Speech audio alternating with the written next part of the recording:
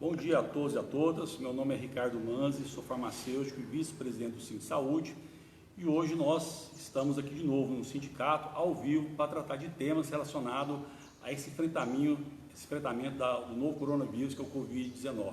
E trouxemos aqui duas convidadas especiais, que eu tive a honra e o prazer de trabalhar junto, que é a doutora Ionara Rabelo. Bom dia, Ionara.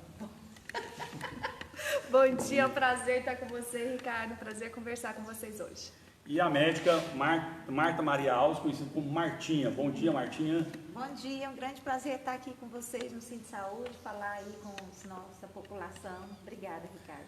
Então, só para que os nossos convidados possam compreender como é que é a nossa dinâmica aqui, desde a semana passada nós estamos ao vivo discutindo temas relacionados, a essa questão da pandemia do coronavírus. O Sindicato de Saúde tem um papel fundamental nas ações de solidariedade, seja aos gestores e também de organização dos trabalhadores e aos movimentos sociais e populares, e por isso a gente está trazendo diversificadamente pessoas para discutir esse assunto, que é um assunto que infelizmente precisa ser tratado. Precisamos ter unidade nas ações para que nós possamos enfrentar o mais rápido possível essa pandemia do coronavírus. E hoje, convidamos vocês duas para que nós possamos discutir um pouco, e ainda mais com a experiência que vocês têm na gestão do Sistema Único de Saúde, quais são as medidas necessárias e importantes para esse enfrentamento. A Ionara, quem não conhece, pessoal, é psicóloga da Secretaria Municipal de Saúde de Goiânia, é professora da UFG e Unip e é uma defensora incondicional do SUS. Inclusive, tive o prazer de trabalhar com ela no PNASH de Psiquiatria, que é o Programa Nacional de Avaliação de Serviços Hospitalares em Psiquiatria.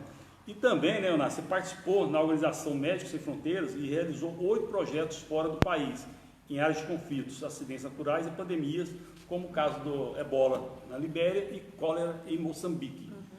E a Martinha, que é médica do Núcleo de Vigilância às Violências e Promoção da Saúde da Secretaria Municipal de Saúde de Goiânia, atuou como diretora do Ministério da Saúde, já foi assessor de planejamento da Secretaria de Saúde de Goiânia, que inclusive tive o prazer de trabalhar junto, e ela teve um papel fundamental e coordenou um projeto que ganhou um prêmio nacional, que acabou estruturando o CEREST aqui em Goiânia, que é o Centro de Referência em Saúde do Trabalhador. Então são duas pessoas que têm uma história de militância no SUS, compreende muito essa questão da gestão do sistema, e a gente vai aproveitar essa manhã de hoje para tratarmos, no olhar delas, quais são as melhores medidas a serem tomadas para o enfrentamento deste momento. Podemos começar com a Ionara, já aproveitando essa experiência que você teve na Libéria e em Moçambique, Ionara? Podemos. Então, qual que é a correlação de medidas que podemos adaptar aqui no enfrentamento do Covid-19, da experiência que você teve com relação ao ebola na Libéria e cólera em Moçambique e o próprio H1N1 também aqui no Brasil? Bom, a epidemia de cólera, de ebola, foi uma das maiores que a gente já viveu há 2 anos atrás, e ela sempre se embasou em 6 pilares, que eu acho que é isso que a gente precisa construir aqui. Nesses pilares tem um pilar de promoção de saúde, que é de orientar a população, como faz a higiene para a higienização das mãos, a etiqueta do espirro, como é que a gente faz. Isso é promover saúde, organizar com as pessoas formas delas terem alterações comportamentais. Mas o mais importante agora é o distanciamento social, é isso que a gente é um dos pilares. Esse distanciamento social, ele consegue fazer com que a gente diminua ao máximo a circulação do vírus e que os serviços de saúde possam se comprometer a construir uma estrutura que é uma estrutura adequada para a gente realmente atender as pessoas. Então, um dos pilares de promoção de saúde, a outra é de como é que a gente mantém o distanciamento social. Tem os pilares sobre a testagem e a retirada de circulação dessas pessoas para o isolamento e, no caso, aquelas pessoas que têm sinais e sintomas, ela ir para o serviço de saúde. Então, é essencial a gente ter a testagem no tempo adequado, para que a gente faça um monitoramento adequado. A lista de contatos de cada pessoa, suspeita ou positiva, é necessário fazer esse monitoramento. Então, da mesma forma que a gente conseguiu diminuir e acabar com aquela outra epidemia, porque agora a gente tem uma outra de ebola em outro país, mas a que foi maior, de 2014, a gente conseguiu realmente salvar vidas, a gente conseguiu reestruturar os sistemas de saúde, a parte de estrutura do sistema de saúde, por onde entram os casos respiratórios, precisa ser determinada para proteger os nossos profissionais também, proteger o restante da população que está lá. Então, todo esse desenho precisa ser feito e eu acho que é isso que a gente está constituindo enquanto Sistema Único de Saúde neste momento no Brasil. Obrigado, Ionara. Martinha, você está no núcleo de vigilância às violências e promoção da saúde da Secretaria Municipal de Saúde de Goiânia, mas eu tenho certeza que você está contribuindo também em outras áreas importantes, né, de atuação, de combate a essa pandemia. Quais são as medidas que a Prefeitura de Goiânia, em especial a Secretaria Municipal de Saúde de Goiânia, tem tomado para poder gerar o máximo de informação possível à sociedade, à comunidade, para o enfrentamento dessa pandemia? Bom, Ricardo, na verdade, nós que trabalhamos lá na epidemiologia, né, embora eu seja do Núcleo de Vigilância de Violências, nós deslocamos, né, para essa força-tarefa. Então, nós estamos numa força-tarefa, vários trabalhadores de outras áreas, para poder atuar nas ações de vigilância, de prevenção e de controle do coronavírus. Dentre as ações que têm sido desenvolvidas, nós temos aí desde as capacitações que estão sendo feitas em relação ao manejo clínico dos pacientes, as capacitações que estão sendo feitas com profissionais da área de saúde mental, dos CAPs, dos distritos sanitários, do serviço de urgência e emergência, de hospitais, em relação não só ao manejo clínico, mas também com relação a como lidar nesse momento de pandemia, onde nós podemos ter aí muitas situações de aumento de estresse, aumento de depressão, inclusive com aumento até, que pode acontecer, de tentativa de suicídio. A gente sabe que uma pessoa que fica isolada, confinada, principalmente se mora sozinha, ela precisa ter todo esse apoio. Então, uma das frentes de trabalho que a gente está atuando é nas capacitações e fomenta essa rede de cuidados, envolvendo aí não só o cuidado em saúde diretamente ligado ao serviço de urgência e emergência, mas também ao apoio psicossocial.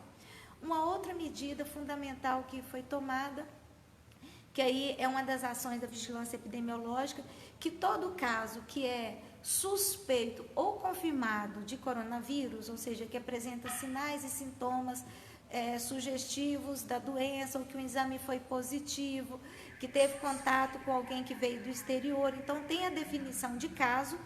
Esses pacientes são acompanhados através da telemedicina. A telemedicina foi uma parceria feita entre a Secretaria Municipal de Saúde de Goiânia e a Faculdade de Medicina, Universidade Federal de Goiás, e Pró-Reitoria de Extensão e Cultura. Então, por meio dessa parceria, o FG, Secretaria Municipal de Saúde, todos os pacientes que são notificados como suspeito ou confirmados são acompanhados pela telemedicina, que é um serviço onde tem lá uma equipe multiprofissional, médicos, dentistas, enfermeiros, fisioterapeutas, fonoaudiólogos, educador físico, enfim, uma equipe multiprofissional, inclusive que vai contar com uma equipe de especialistas para estar dando apoio também aos profissionais que estão atuando nos CAPs, nas UPAs, nos pronto-socorro, nas UTIs da rede de saúde de Goiânia. O telemonitoramento, ele visa, então, tem duas frentes. O primeiro, o telemedicina, né? O telemonitoramento é acompanhar os pacientes que estão em isolamento dentro de casa porque estão com caso suspeito ou confirmado. Então, o profissional liga todos os dias para saber quais os sinais ele está tendo, para ver se está melhorando, porque qualquer sintoma ou sinal de agravamento, isso é passado para uma consulta por telefone com o médico, um monitoramento, e se for necessário, encaminhado para o serviço de urgência e emergência. E o outro serviço da telemedicina é a interconsulta. A interconsulta ela é voltada para o apoio aos trabalhadores de saúde, para o apoio à equipe médica que está lá no front, nas urgências, nas UTIs, nos hospitais. Então, vai ter infectologista, pneumologista, intensivista dando suporte. E, além disso, os testes, né? Os exames que devem ser realizados. O critério para coleta de material, ele mudou pela orientação do Ministério da Saúde. Então, não é mais qualquer paciente sintomático respiratório. Os casos que são coletados hoje são os pacientes graves. E o que é o paciente grave? É o paciente que tem sintomatologia mais acerbada, né?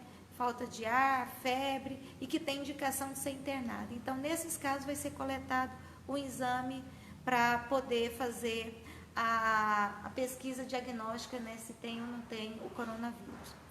E eu acho que também não posso deixar de falar de um serviço que foi criado pela Secretaria Municipal de Saúde, que esse é voltado para a população geral, para todas as pessoas que tiverem alguma dúvida, queiram receber informação sobre sinais e sintomas, período de incubação, de transmissão, como que pega, como que se protege, que é a Central de Atendimento Humanizado, né, ao Covid-19. O telefone é o 3267-6123. Então, 3267-6123 para esclarecer dúvidas da população. Então, acho que é isso. E lembrando que a Ionara já chamou a atenção, a maior prevenção e ação de promoção da saúde é o isolamento social e evitar aglomerações. Isso aí, nós estamos aqui com a Sandra Maria Bonifácio, Gisley Rodrigues da Cunha, Glaucilene Honorato, Adriano do Vale, Gisele Freitas, todos acompanhando aqui esse debate na manhã aqui do Cinto de Saúde, ao vivo, para que nós possamos debater, esclarecer e também sugerir propostas para que nós possamos enfrentar essa pandemia. Tem um estudo recente, que foi publicado na semana passada, que está circulando nas mídias sociais. Eu vou pegar aqui uns dados que foram apresentados nesse estudo, que eu achei extremamente preocupante, que é do Imperial College de Londres. Imperial College de Londres, que demonstra que o isolamento social é uma medida extremamente eficaz para combater essa pandemia, né? No estudo, eles fizeram uma projeção que, se tiver um isolamento social intensivo, a projeção de mortes, de óbitos no Brasil será de 44 mil mortes. Com um isolamento apenas de idosos, 529 mil mortes. Um isolamento social leve, 627 mil mortes. E sem qualquer ação de isolamento, supera 1 milhão de mortes aqui no Brasil. Então, um estudo foi feito parece que a Ionara chegou até a ler o estudo na íntegra, né, com metodologia, né, dessas projeções. E eu gostaria que vocês comentassem um ping-pong aqui, quais são, por que essa medida do isolamento social ela é fundamental nesse momento de enfrentamento à pandemia. Então, a primeira coisa, assim, a gente precisa sempre nos ater às informações que sejam fidedignas e de instituições que tenham reconhecimento. Então, esse estudo do Imperial College é um estudo reconhecido. Eles fizeram uma análise estatística a partir dos dados coletados na China.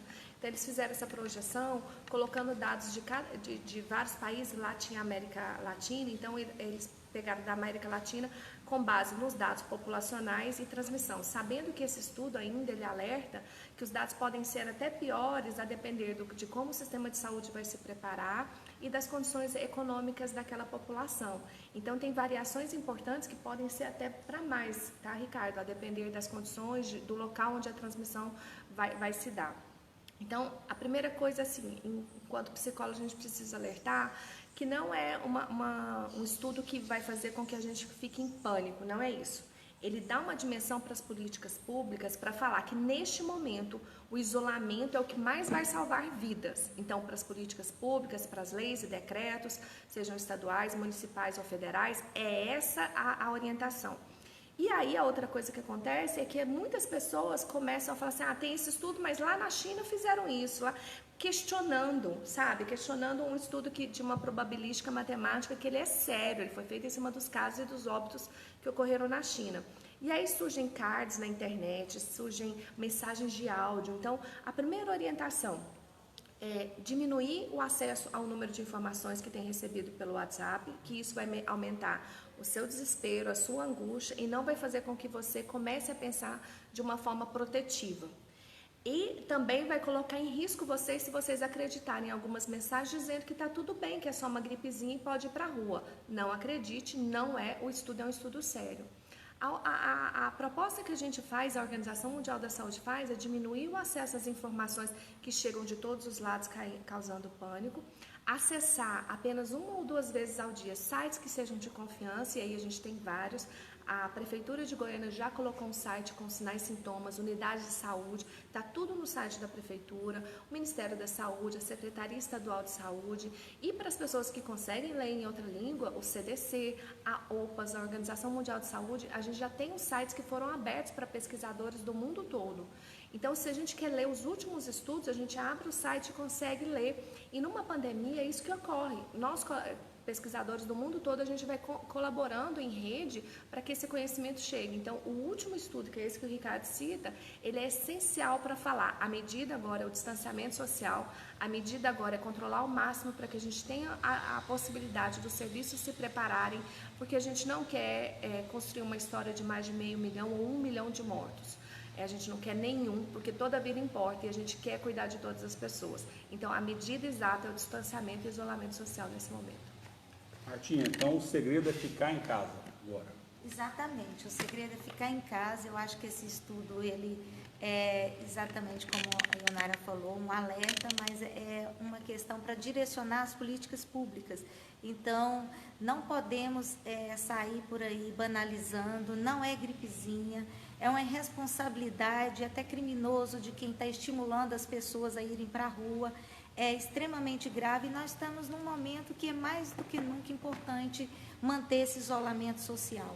É por meio desse isolamento que a gente vai evitar, né, o contágio entre as pessoas, né, a transmissão de pessoa a pessoa, seja contato direto ou seja por meio de objetos desse vírus, né? Então, precisamos continuar sim com essas medidas. Inclusive, eu tenho conversado muito com algumas pessoas, não só profissionais de saúde, não só no telemonitoramento, né, dos pacientes que estão em casa, que ontem a gente atuou fazendo esse trabalho, mas também no supermercado, nos espaços, né, onde a gente depara com algumas pessoas, no prédio onde eu moro. Então, a gente tem alertado isso, porque algumas pessoas nos falam assim, mas eu não estou vendo nenhum caso, né, então tem esse risco. Na verdade, nós temos que entender que, graças a Deus, a gente ainda não está naquela situação gravíssima como a gente tem visto na Itália, na Espanha, nos Estados Unidos ou em vários outros países, como a China. Então, nós antecedemos esse isolamento social exatamente para tentar diminuir essa expansão do número de casos e achatar essa curva de transmissão. E precisamos ainda continuarmos em casa. Então, essa medida é exatamente para prevenir. Não temos que esperar começar a ter mortes uma atrás da outra para nos isolarmos. O isolamento é antes, porque a gente tem que isolar antes da gente ter essa grande cadeia aí de contágio entre as pessoas. Então, é o mais eficaz, é o mais efetivo, é o que a OMS preconiza, a Organização Mundial de Saúde, a Pan-Americana de Saúde, né, o Ministério da Saúde, a Secretaria de Saúde. Então, precisamos todos, tá? Não é só o poder público, é cada pessoa, cada cidadão. Eu sei que tem dificuldades, porque tem muita gente que está no trabalho autônomo, é feirante, mas para isso também o poder público tem que dar as condições concretas de subsistência para essas pessoas que estão em casa nesse momento e que precisam continuar em casa. Tá? Então, evitar aglomeração, ficar em casa, é a medida de maior prevenção, de maior efetividade que temos hoje em relação ao Covid-19, ao coronavírus. Então, vamos fazer a nossa parte, todos nós. Salvar vidas, essa é a nossa missão e depende de todos nós.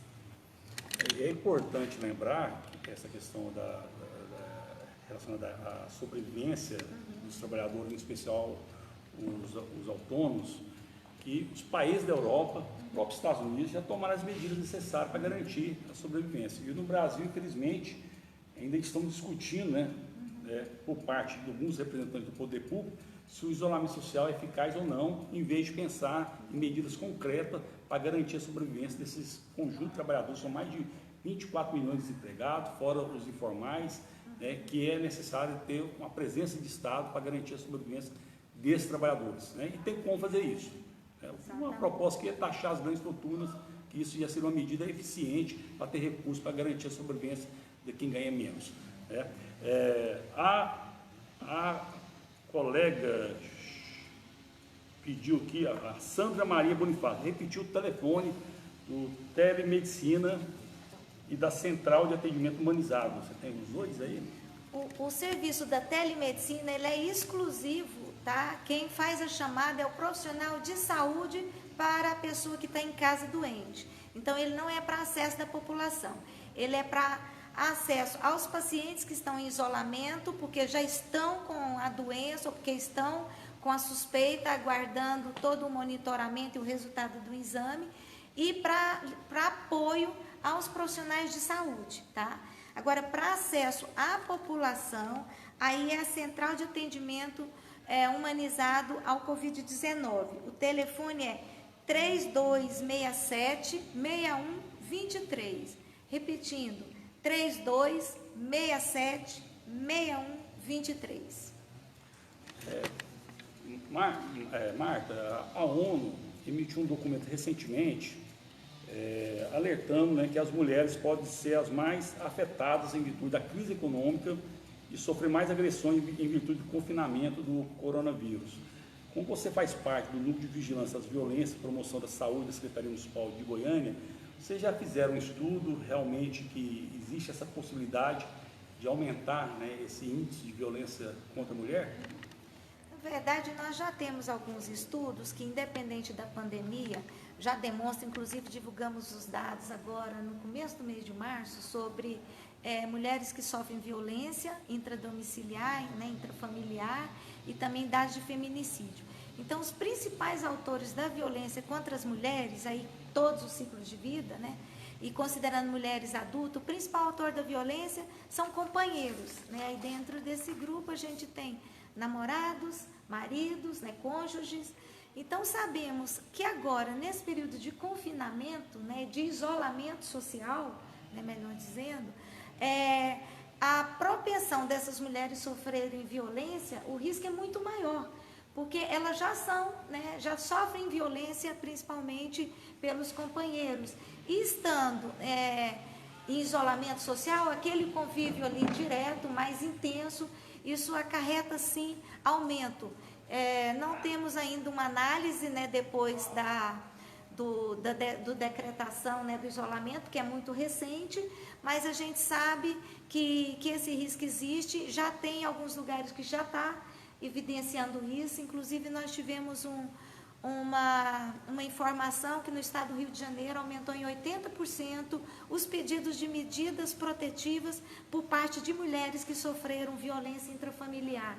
Então, tende a acirrar, né? Você está ali dentro, está mais perto, e essa violência a gente tem observado, e o risco também não é só com as mulheres, é também com as crianças, porque os principais autores de violência domiciliar, intrafamiliar, contra as crianças, os autores são pai e mãe, então também elas estão numa situação de maior risco. Então a gente já está aí fazendo toda essa discussão com o Conselho Tutelar, envolvendo crianças e adolescentes, e com relação às mulheres adultas, é uma questão que a gente precisa estar também articulando aí com os CREAS, com os CRAS, também com o Conselho Tutelar, porque essa questão tende a aumentar sim. Tá? Isso já tem demonstrado alguns estudos e a gente sabe mesmo desses riscos. Então, a ONU Mulheres, essa publicação, ela é fundamental, e a gente precisa fazer essa reflexão com os nossos gestores e definir também políticas mais intensivas em relação a isso. Inclusive porque muitas vezes quem faz o provento da casa são as mulheres, as empregadas domésticas, né? A gente tem as babás, as faxineiras, e até essa questão da renda e todo esse peso que recai sobre as mulheres. Então, temos que estar discutindo essa questão de Covid-19, gênero e violência contra a mulher, e discutindo as formas também de prevenir, junto com as instâncias aí, Ministério Público, Delegacia especializadas, Defensoria Pública e outras instâncias de proteção, né, às mulheres em situação de violência. Se a Ionara gostaria também de completar, né, alguma coisa em relação a isso? É importante, pela experiência que a Ionara tem enquanto psicóloga, né, que é a atuação dela na Secretaria Municipal de Saúde. Exato. Nos estudos anteriores, a gente já tinha que após um desastre natural, uma situação de um conflito armado, um deslocamento ou uma pandemia, já tinha a sinalização do aumento da violência contra as mulheres e a violência sexual contra crianças. Então, nesse momento em que a estratégia é essa de volta para casa, a gente já espera esse acirramento, como a Marta colocou, mas é função nossa, que somos do poder público, no caso nós, da Secretaria de Saúde, criar canais para que essa escuta desse sofrimento chegue até nós, para que a gente continue a manter a rede funcionando. Então, CREAS e CRAS são essenciais nesse momento para acessar. A gente perdeu uma ponta que seria muito importante das escolas, que as escolas são as que mais percebem a alteração de comportamento de crianças. Então, nesse momento, a gente precisa ficar muito atento a como esses canais podem ser reabertos, como que a escola pode dar alertas. Então, ao invés de ficar a gente compartilhando por WhatsApp questões que sejam só de mentira, como que as estruturas públicas, escolas, secretarias podem compartilhar alertas de que, mesmo durante esse momento de distanciamento social e isolamento, crianças precisam ser protegidas, para que as crianças saibam o número para ligar. Então, crianças podem ligar no Disque 100, ela pode ligar e contar o que está acontecendo. Então, é essencial, se a criança entende isso, que se alguém toca o corpo dela de uma forma que causa um desconforto, se alguma coisa começou a iniciar que ela não percebia como normal e está sendo pedido que seja segredo, essa criança precisa sim ligar para o Disque 100, que ela pode ser ajudada, porque os plantões do Conselho Tutelar estão funcionando. Eu queria só acrescentar mais uma coisa, que seria, como a gente tem um alcance também no estado, a Marta divulgou um número que é o número da Prefeitura de Goiânia para a população que mora em Goiânia. Eu vou divulgar o número que foi passado pela Secretaria Estadual de Saúde do Estado de Goiás para as pessoas que moram em todos os outros municípios, se ele tem dúvidas, ele ou ela tem dúvidas de como acessar.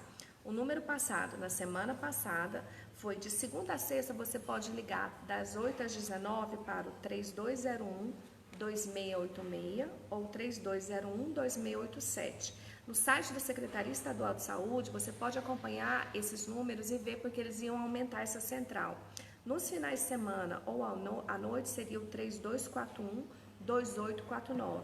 3241-2849. Se tiver dúvidas sobre sinais e sintomas, para onde eu devo ir, isso tudo vai ser orientado por essas centrais, mas como a demanda vai aumentar nos próximos dias, oriento que sempre acesse a Secretaria Estadual e Municipal de Saúde para que você saiba aonde procurar, com quem falar, e antes de sair de casa, sempre tentar falar com um profissional de saúde para que ele possa te orientar. Isso. Eu gostaria de complementar mais um telefone que eu acho que é fundamental repassar para toda a população aqui, né, de Goiás. Em relação, Goiânia e Goiás, né, em relação a Ionara divulgou aí o Disque 100 para violência contra crianças e adolescentes e demais violências, né, contra todas as populações, inclusive LGBT, pessoas idosas, mas temos também o Disque 180, então, particularmente agora, né, que a gente tem esse risco de aumento de número de violência contra as mulheres podem ligar no Disque 180, ou então um vizinho que às vezes escute a mulher, né, sofrendo violência, chorando, gritando, apanhando, Disque 180, porque aí vai poder acionar as instâncias aí de proteção para poder acionar a delegacia, né, ou a assistência social para ver qual medida vai ser tomada.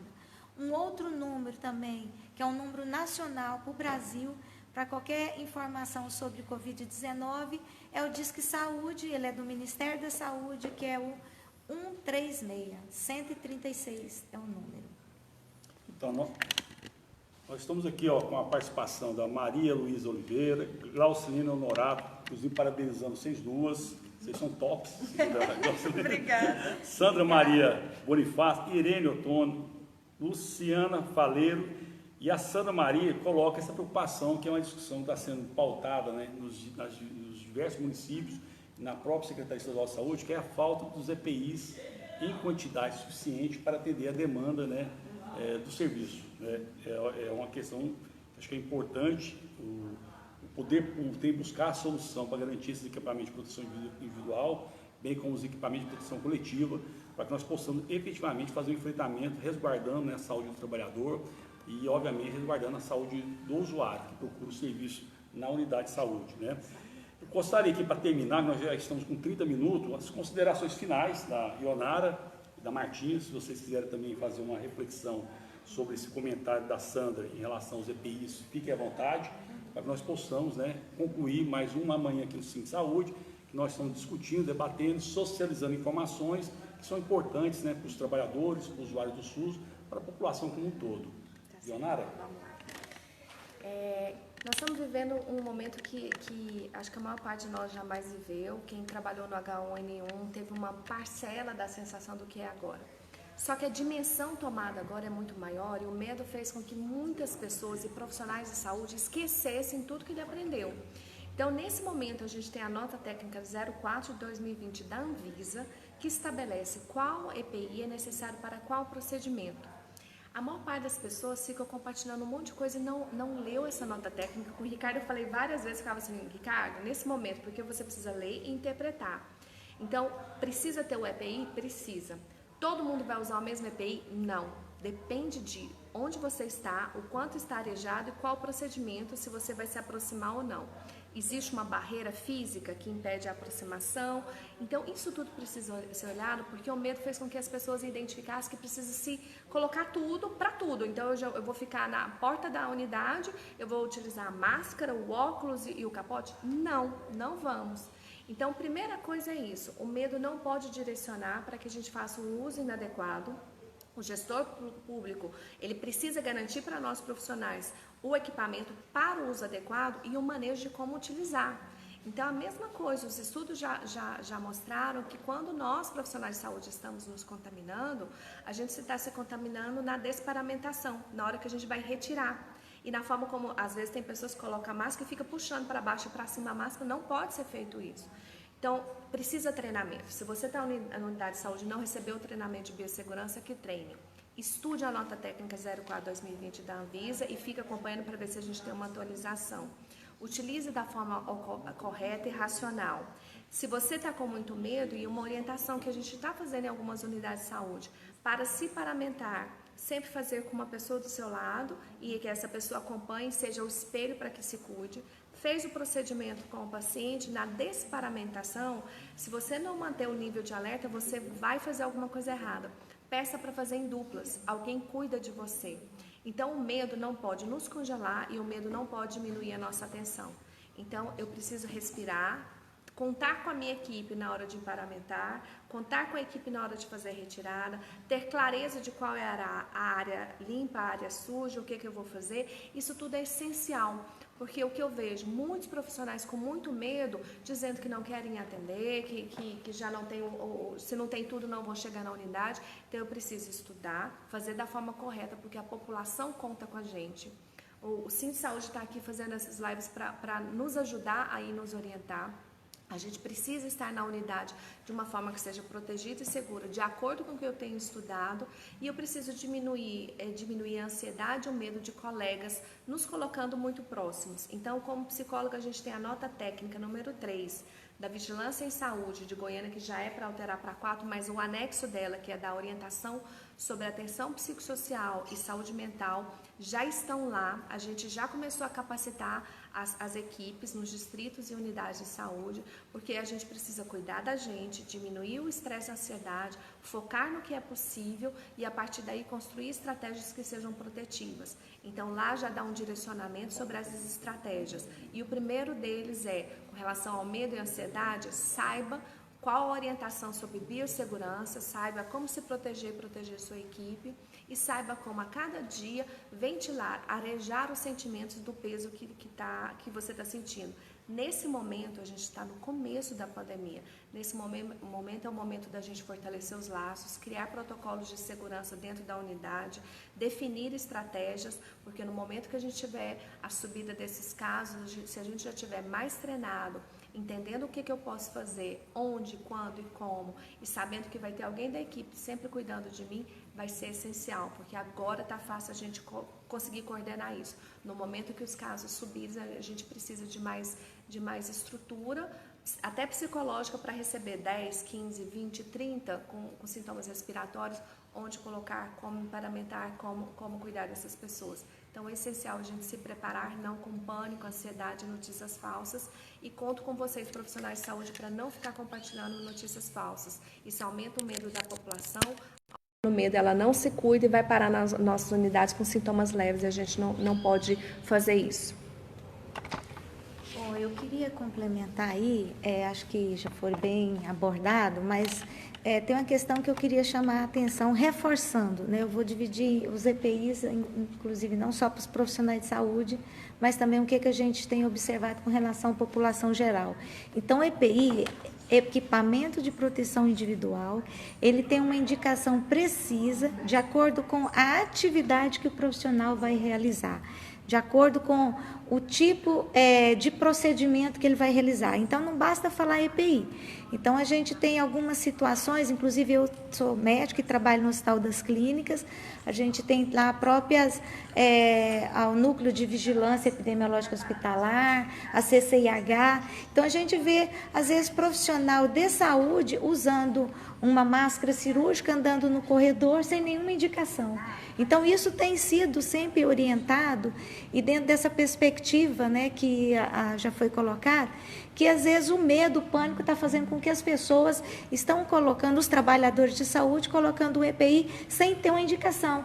Então, a indicação é, se você está atendendo um paciente que seja sintomático respiratório, o EPI tem que ser dado para o paciente e o profissional de saúde também tem que estar com EPI.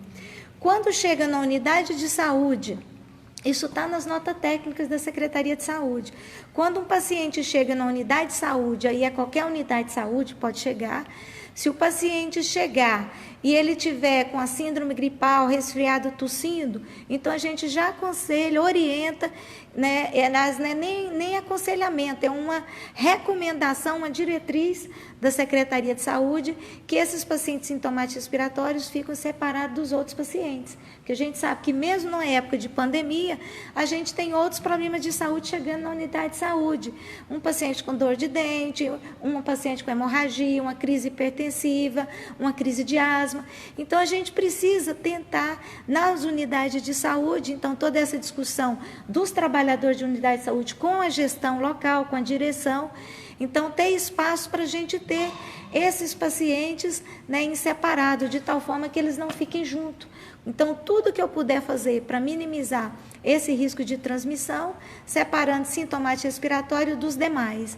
Em alguma circunstância, esses pacientes que apresentam um quadro grave, eles têm que ir para a unidade de referência. E a unidade de referência para atendimento de urgências, os CAIs, as UPAs, e os CIAMs que funcionam 24 horas, no caso do município, ou as unidades de emergência do Estado ou do Hospital das Clínicas. Aí, nesses casos, que você tem pacientes mais graves, ou que estão que precisa fazer algum procedimento, como uma intubação, como uma traqueostomia, então é um procedimento, né, médico. Aí, nessa circunstância, não é a máscara cirúrgica, aí é a máscara N95. Então, eu estou citando esse exemplo para vocês entenderem que cada situação tem um procedimento diferenciado. Então, não é para estar usando máscara 100% dos trabalhadores de saúde. A gente precisa, sim, estar usando de acordo com a necessidade, de acordo com o que é preconizado nessa portaria da Anvisa, que é a número 4, né? Então, isso está tudo disponível no site do Ministério da Saúde, no site da Secretaria Estadual de Saúde e Municipal de Saúde.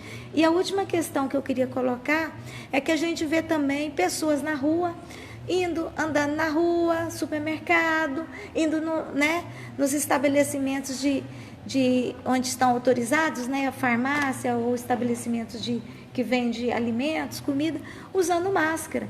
E isso não deve, a pessoa tem que ficar em casa, né? Se você está tossindo, você não pode sair, você tem que estar em isolamento domiciliar. A síndrome gripais, isso já tem também uma portaria do Ministério da Saúde. Todas as síndromes gripais são 14 dias de isolamento, a pessoa tem que estar dentro de casa.